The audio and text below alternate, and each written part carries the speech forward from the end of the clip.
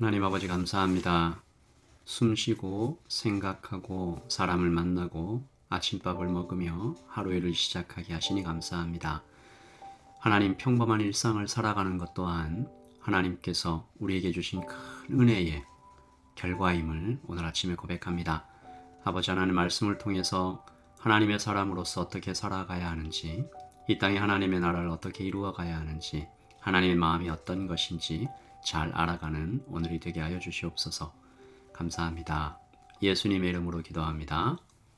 아멘. 네, 화요일 8월 2일입니다. 오늘부터 레위기를 좀 살펴보게 되는데요. 레위기 18장 19절에서 30절까지 말씀 함께 보도록 하겠습니다. 너는 여인이 월경으로 불결한 동안에 그에게 가까이 하여 그의 하체를 범하지 말지니라. 너는 내 이웃의 아내와 동침하여 설정함으로 그 여자와 함께 자기를 더럽히지 말지니라. 너는 결단코 자녀를 몰렉에게 주어 불로 통과하게 함으로 내 하나님의 이름을 욕되게 하지 말라. 나는 여호와이니라. 너는 여자와 동침함같이 남자와 동침하지 말라. 이는 가증한 일이니라. 너는 짐승과 교합하여 자기를 더럽히지 말며 여자는 짐승 앞에 서서 그것과 교접하지 말라. 이는 문란한 일이니라.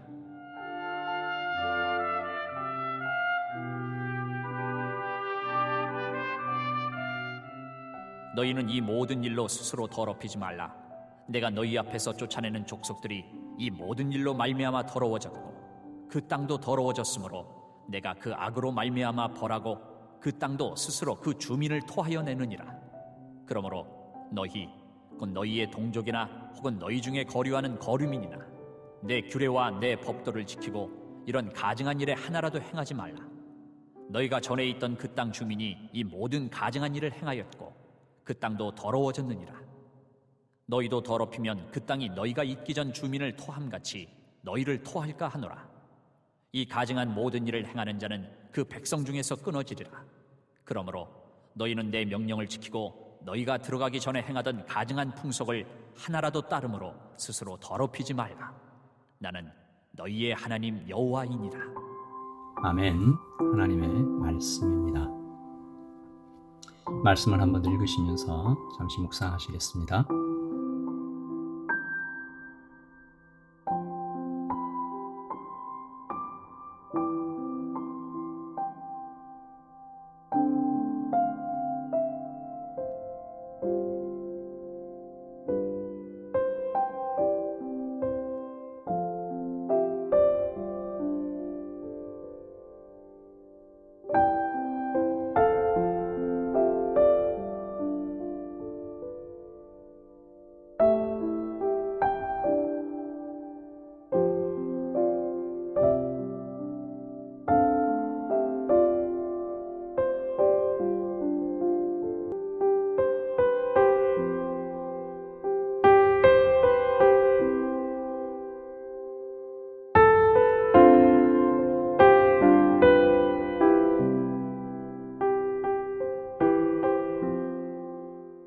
우리가 읽진 않았지만 레위기 18장의 처음은 이렇게 시작하죠. 제가 3절부터 5절까지 읽겠습니다. 너희는 너희가 거주하던 애굽 땅의 풍속을 따르지 말며 내가 너희를 인도할 가나안 땅의 풍속과 규례도 행하지 말고 너희는 내 법도를 따르며 내 규례를 지켜 그대로 행하라.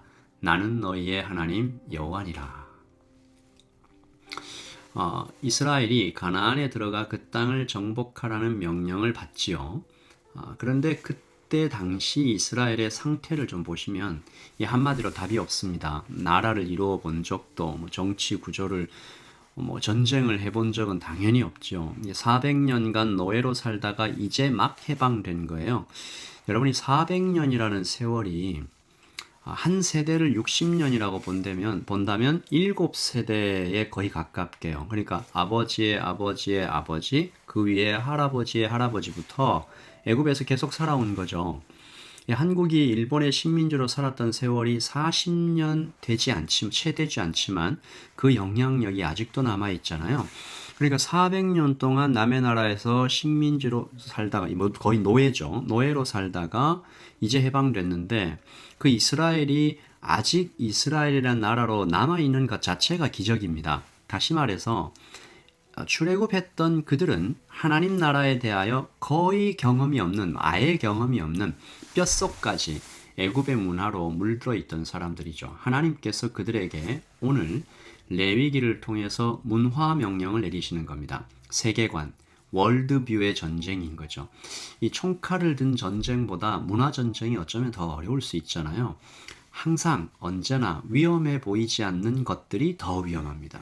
그래서 오늘 말씀이 꽤나 충격적으로 우리에게 좀 다가온 것은 오늘 아까 읽지 않았지만 이 1절부터 이 18장 지금 18절까지요.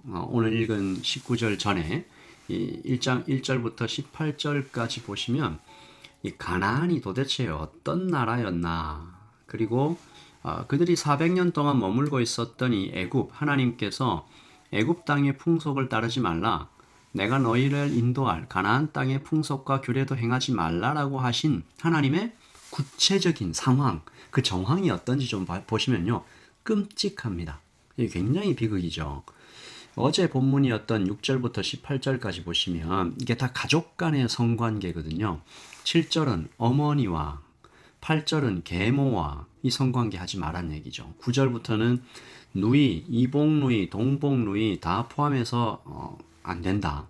그 이후로도 상세하게요. 손녀, 고모, 이모, 숙모, 며느리, 형수와 제수와의 성관계를 금지한다라는 내용인데, 이 18절은 여러 명의 아내를 두지 말라라고 명령하시면서 19절로, 오늘 말씀 19절로 넘어옵니다. 월경 중의 여인과 또는 이웃과의 아내와 동침하지 말 것을 명하신다라는 거죠. 하나님은 이 모든 것을 행할 때 이스라엘이 더럽혀질 것이다 라고 하시죠. 여기까지도 충분히 충격적입니다. 그렇지 않습니까? 이 사실은 인류가 생겨난 이후로 이 보편적인, 어쩌면 당연한 도덕일 텐데 이게 다 무너진 현상들을 보는 거죠. 그런데 21절부터 23절은 더 놀랍습니다. 21절이요. 자녀를 몰렉에게 주어 불을 통과하게 함으로, 이 무슨 얘기냐면 자녀를 불에 태워서 몰렉에게 제사 드리는 걸 얘기합니다. 이런 거 하지 마라. 이것을 하나님께서 명령으로 하셔야 할 만한 일인가? 그리고 22절은 동성애죠. 그리고 23절에는 심지어 동물과의 성관계까지 언급하시는 것이 오늘 말씀입니다. 여러분 말씀을 읽는 내내 아마 불편하셨을 거예요. 저도 그랬습니다. 마치 이 깨끗한 하얀색 도화지에 캔버스에 흙탕물이 확 튄 것 같은 그런 기분인데, 우리가 이런데 하나님은 이 말씀 하실 때 어떨까? 거룩하신 하나님께서 인간의 온갖 추악함과 더러움을 입에 담으시면서 백성들에게 말씀하시는 그 이유는 주의 이름으로 부르시는 자기 백성을 위해서 하나님 이렇게 얘기하시는 거죠. 여러분, 말씀드렸던 것처럼 그들이 400년간 애굽의 문화 속에서 살았는데 어쩌면 7절부터 23절까지의 이 부끄러운 짓들이 일상으로 벌어지고 있던 곳이었다라는 것입니다. 그리고 그 모든 것들이 신들에게 드리는 제사의식으로 포장까지 돼요. 그러면 도덕적 무감각의 상태에 놓입니다. 그리고 가나안은 애굽보다 더하면 더했지 정결함과는 아주 거리가 먼 땅이죠. 하나님께서 24절과 25절에 그들의 상태를 한 말씀으로 딱 정리하십니다. 너희는 이 모든 일로 스스로 더럽히지 말라. 내가 너희 앞에 쫓아내는 이 족속들이 이 모든 일로 말미암아 더러워졌고 그 땅도 더러워졌으므로 내가 그 악으로 말미암아 벌하고 그 땅도 스스로 그 주민을 토하여 내니라. 이러한 모든 성범죄들이 애굽과 가나안 민족들을 더럽게 만들었고 그 땅도 더러워져서 결국 이 민족들을 토해내게 될 것이다. 다 망한다라는 얘기죠. 쫓겨난다. 그 땅에서 다 쫓겨나 버릴 것이다. 그리고 하나님께서 염려하시는 장면입니다. 28절이죠. 너희도 더럽히면 그 땅이 너희가 있기 전 주민을 토함같이 너희를 토할까 하노라. 너희는 더럽혀지지 않았으면 좋겠다라는 하나님의 간절함이죠. 그리고 도장을 딱 찍듯이 하나님께서 말씀하시는데 30절입니다. 나는 너희의 하나님 여호와니라. 너희가 내 백성이 된 이상 이런 짓들은 버리면 안 된다. 더러운 것이다. 안 그러면 토해내질 것이다. 여러분, 이 말씀을 받아든 이스라엘이 어떤 생각으로 이 말씀을 들었을까요? 자연스럽게 순종함으로 저항 없이 이 말씀을 받았을까요? 아니면 뭐 이렇게까지 해야 되나라는 생각이 들진 않았을까요? 분명한 것은 지금 우리가 이 말씀을 읽는 것, 이 느낌과는 아주 많이 달랐을 것입니다. 400년간 애굽에서 살았던 고대 근동 지역의 사람들, 근친상간, 일부 다처제, 동성애와 노예 제도가 아주 당연했던 시대. 그들은 어쩌면 이 레위기의 말씀들을 너무 엄격하다라고 여겼을지 모르겠어요. 그때 이후로 수천 년의 시간이 지났습니다. 2022년 우리가 이 말씀을 읽으면 우리는 신약 시대에 살고 있어서 예수님께서 오셔서 복음을 전하시고 여인들과 아이들의 존엄이 굉장히 많이 회복이 되었고 그래서 우리가 이 말씀을 읽을 때 불편한 것이죠. 그런데요, 놀라운 것은, 아니 두려운 것은 시간이 또 흘러가고 있습니다. 무슨 말이에요? 도덕의 기준이 계속 변하고 있습니다. 바로 10년 전에만 해도 생각도 못했던 것들이 이제는 아무렇지 않게 받아들여지는 것이죠.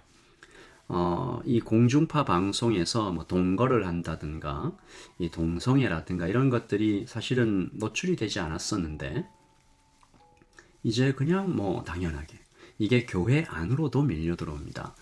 혼전 성관계가 뭐 어때? 사랑하고 있는데 라는 말로 포장되는 것이죠. 우리는 이 아침에 하나의 질문을 나 자신과 가정과 교회에 던지는 것입니다. 도덕의 기준은, 도덕의 실천적인 기준을 어디에 두어야 될 것인가? 세상 사람들이 말하듯이 그냥 여론에 다수결로 할 것인가? 정부의 방침에 따를 것인가? 아니면 이 국립, 공립, 이 교육에 맡겨둘 것인가? 우리 하나님을 믿는 사람들이 여기에 분명하게 대답해야 할 것은 아닙니다. 기준은 성경입니다. 하나님의 말씀입니다. 아까도 말씀드렸지만 7절부터 18절까지는 다행히 지금 뉴질랜드의 법과 한국의 법과 일반적인 도덕적인 통념과 이 성경이 그렇게 많이 벗어나지 않아요. 지금도 뭐 손녀, 고모, 이모, 숙모, 며느리, 뭐 누이와 성관계를 하면 부끄럽게 여겨지죠. 벌을 받기도 하고요. 그런데 문제는 22절과 23절 동성연애와 동물과의 성관계, 이 부분에 있어서 사실은 성경은 재해석의 여지 없이 분명히 말씀하시죠. 이것은 하나님이 슬퍼하시는, 금지하시는, 하나님의 사람에게는 절대로 어울리지 않는 우리의 영혼을 더럽히는 행위들이다. 동성 간의 성행위와 동물과의 성관계는 이 같은 행동을 저지르면서도 이것을 옳다고 말하거나 끊어낼 생각이 없는 사람에게 오늘 28절 말씀이 주어진 것입니다. 너희도 더럽히면 그 땅이 너희가 있기 전 주민을 토함같이 너희를 토할까 하노라. 물론 여기서 우리가 오해는 하지 말아야 되겠죠. 하나님의 말씀이 야 너는 더러우니까 가까이 오지도 말라. 차라리 죽어버려라. 이렇게 하시는 하나님의 사람을 혐오하시는 것이 아닙니다. 이것은 경고죠. 간절한 외침이죠. 그 길로 가면 위험하다. 좋지 않다. 스스로 더러워진다. 돌아오라. 라는 하나님의 호소가 담겨 있는 것입니다. 오늘 아침에 우리가 기도하십시다. 내 안에, 교회에, 이 땅에 번져가는 이 레위기 18장 전체를 가득 채우고 있는 이 음란한 죄들을 씻어 주시옵소서. 특별히 우리가 세상 욕할 것 없습니다. 하나님의 사람들이 교회 안에서 스스로를 이 더럽히는 일들이 없게 하소서. 이 부분을 놓고 좀 오늘 아침에 특별히 기도하면 좋겠고요. 우리의 자녀들이 이 도덕적 순결을 잘 지켜서 결혼에 이르기까지 하나님 앞에 순결하게 나아갈 수 있도록 좀 같이 기도하면서 좀 특별히 기도했으면 좋겠습니다. 뉴질랜드에 살아갈 때 이 도덕적인 이 무감각이 좀 심해지는 것 같아요.